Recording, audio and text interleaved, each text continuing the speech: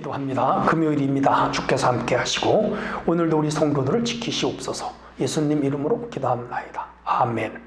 예, 오늘은 10일 금요일입니다. 잠언 14장 17절로 35절 읽습니다. 노하기를 속히 하는 자는 어리석은 일을 행하고 악한 계교를 꾀하는 자는 미움을 받느니라. 어리석은 자는 어리석음으로 기업을 삼아도 슬기로운 자는 지식으로 면류관을 삼느니라. 악인은 선인 앞에 엎드리고 불의한 자는 의인의 문 앞에 엎드리느니라. 가난한 자는 이웃에게도 미움을 받게 되나 부유한 자는 친구가 많으니라. 이웃을 업신 여기는 자는 죄를 범하는 자요 빈곤한 자를 불쌍히 여기는 자는 복이 있는 자니라. 악을 도모하는 자는 잘못 가는 것이 아니냐. 선을 도모하는 자에게는 인자와 진리가 있느니라. 모든 수고에는 이익이 있어도 입술의 말은 궁핍을 이룰 뿐이니라. 지혜로운 자의 재물은 그 면류관이요 미련한 자의 소유는 다 미련한 것이니라. 진실한 증인은 사람의 생명을 구원하여도 거짓말을 뱉는 사람은 속이느니라. 여호와를 경외하는 자에게는 견고한 의뢰가 있나니 그 자녀에게 피난처가 있으리라. 여호와를 경외하는 것은 생명의 셈이니 사망의 그물에서 벗어나게 하느니라. 백성이 많은 것은 왕의 영광이요 백성이 적은 것은 주권자의 패망이니라. 노하기를 더디하는 자는 크게 명철하여도 마음이 조급한 자는 어리석음을 나타내느니라. 평온한 마음은 육신의 생명이나 시기는 뼈를 썩게 하느니라. 가난한 사람을 학대하는 자는 그를 지으신 이를 멸시하는 자요 궁핍한 사람을 불쌍히 여기는 자는 주를 공경하는 자이니라. 악인은 그 환난에 엎드려져도 의인은 그의 죽음에도 소망이 있느니라.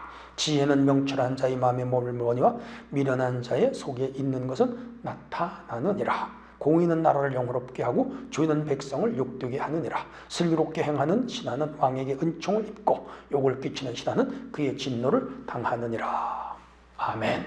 예, 오늘은 불쌍히 여기는 마음과 분노를 다스리는 명철함, 이런 주제입니다. 17절로 27절은 가난한 자를 위한 배려. 예, 오늘은 이제 사회적인 내용들을 주로 다루고 있습니다. 그리고 국가적인 것도 다루고 있고, 인간은 사회적인 동물이고요. 공동체적 존재들이죠. 가정 공동체, 사회 공동체, 직장 공동체, 국가 공동체, 그리고 우리는 교회 공동체 안에 살죠.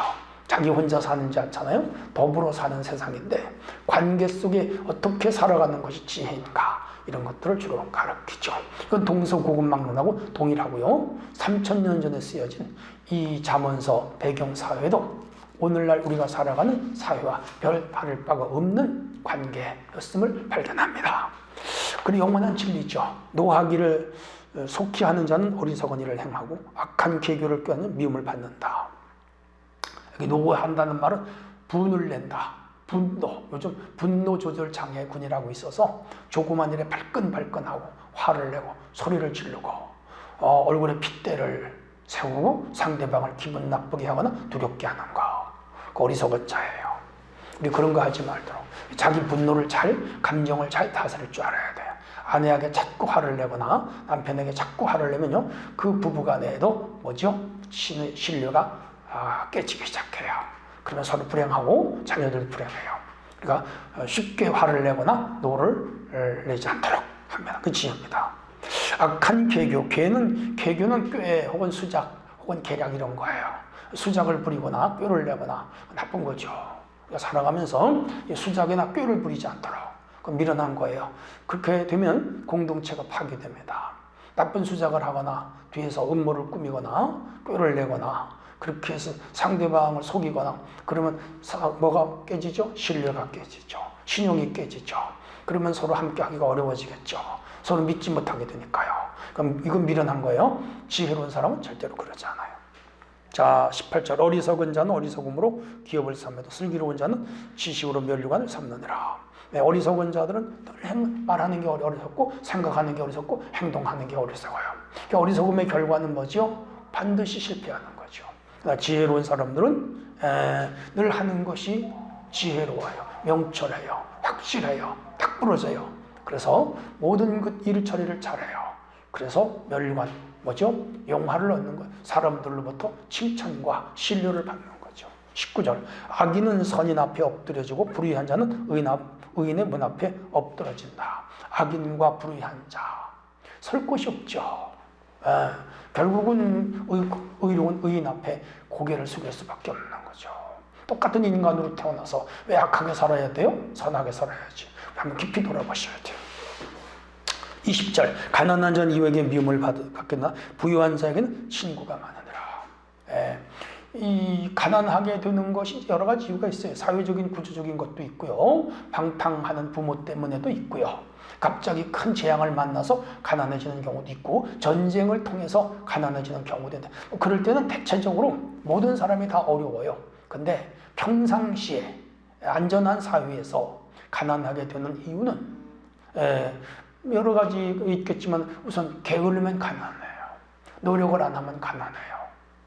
요즘은 3D 업종이라 그래서 힘들고 어렵고 더러운 일 안 하려고 그러잖아요. 외국인이 와서 하잖아요.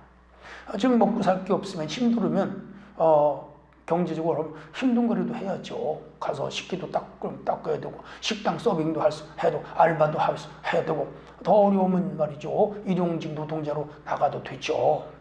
그렇죠?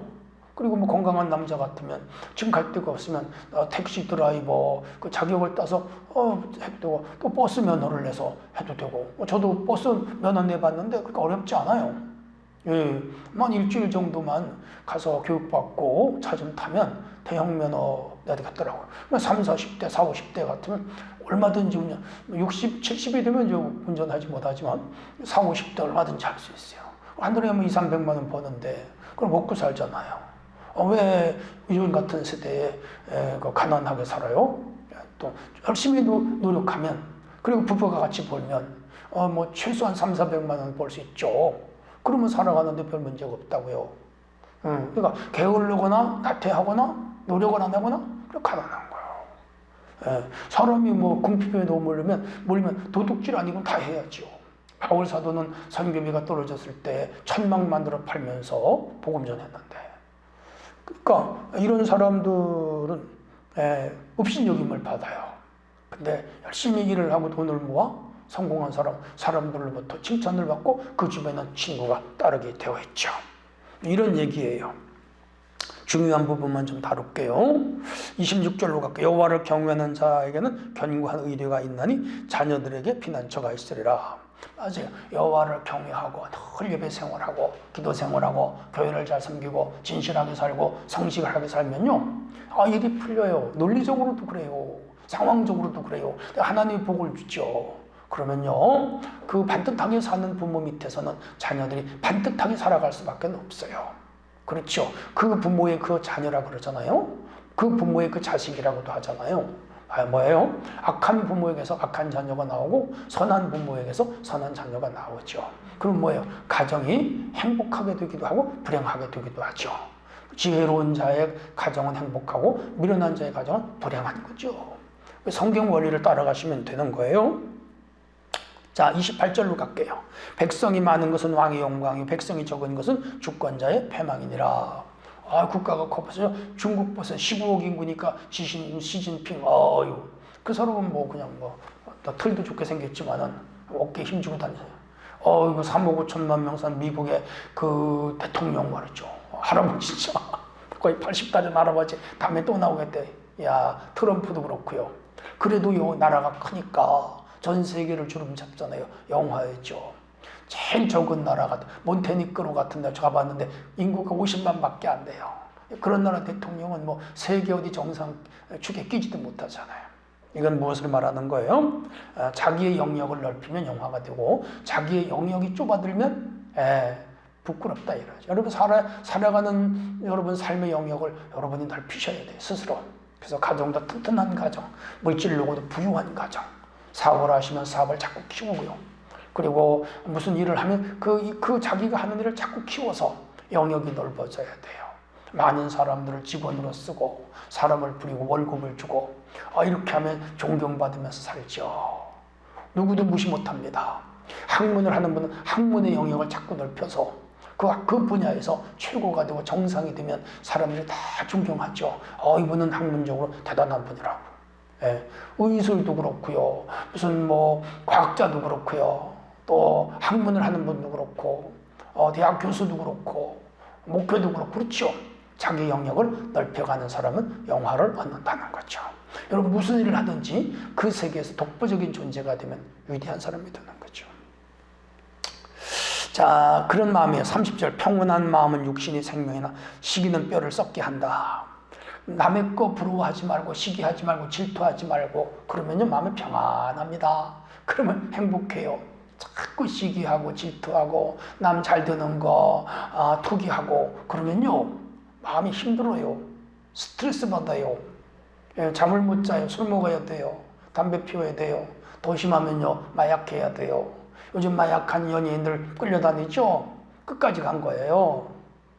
그러므로 오늘 우리는 자기 일에 만족하고 감사하고 열심히 살면 또 길이 열려요.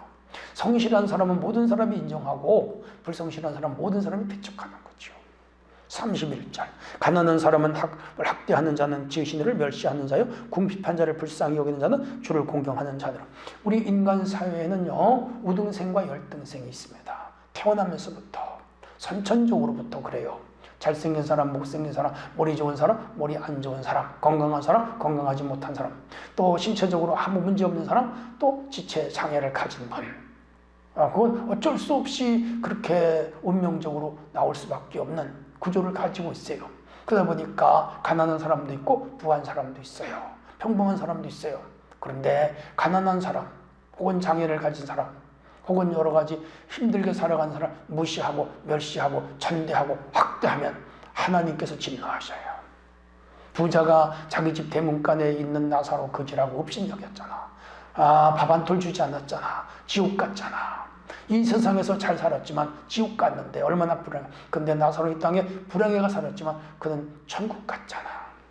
여러분 이 세상이 끝이 아니에요. 사후세계가 있어요.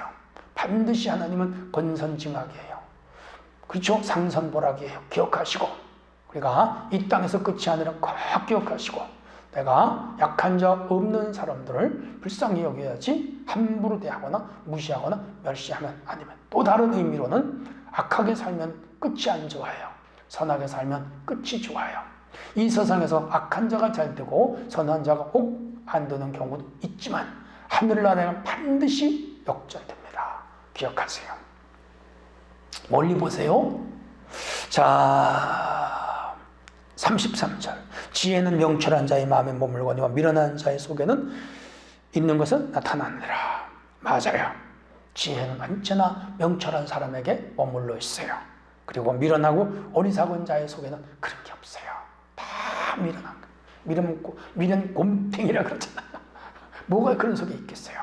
하나님 아버지 저에게 지혜를 주세요. 하나님 저에게 지혜를 주세요. 하나님 아버지 솔로몬 같은 지혜를 주세요. 예수님 같은 지혜를 주세요. 매일 기도하시기. 34절 공의는 나라를 영화롭게 하고 죄는 백성을 욕되게 하느니라. 공의가 있어야 돼요. 우리 사회에 지금 공의도 모자라고 정의도 모자라고 의도 없는 사회야.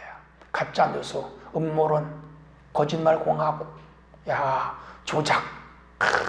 힘들어 세상이. 왜 그런지 몰라.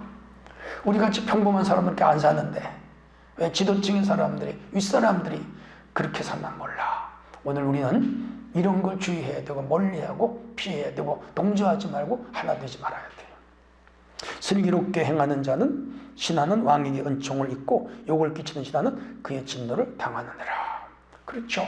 왕궁에서 일하는 신하가 슬기로워야 지혜로워야지. 그래서 왕이 눈빛만 봐도 알아차려야 되고 왕이 하는 모든 선한 일에 협조자가 돼요. 그런데 어리석은 자, 미련한 자는 왕에게 욕을 끼치고 그리고 왕이 하는 모든 정치에 피해를 주게 되어 있죠. 마찬가지로 오늘 우리 사회에서 직장 생활하거나 혹은 사업을 하거나 혹은 국가 관료가 되거나 그럴 때 어딜 가든지 우리는 지혜로운 직원, 지혜로운 관료, 지혜로운 사업가가 돼야 되고요. 특별히 교회에서 주님을 섬기면서 지혜로운 성도로 살아가야 되겠죠. 하나님 아버지 오늘 하루도 이 말씀을 마음에 담고 신실한 주의 청지기가 되게 하옵소서. 예수님 이름으로 기도합나이다. 아멘.